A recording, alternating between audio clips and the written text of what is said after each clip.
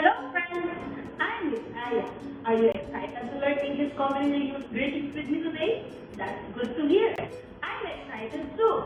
Let's begin. Hello! How are you? This is a friendly way to start a conversation and show interest in someone's well-being. Hi! How are you? Good morning! Good afternoon!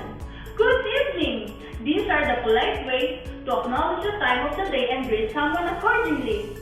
Good morning! Good afternoon! Good evening!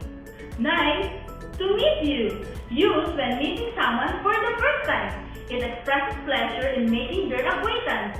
Nice to meet you!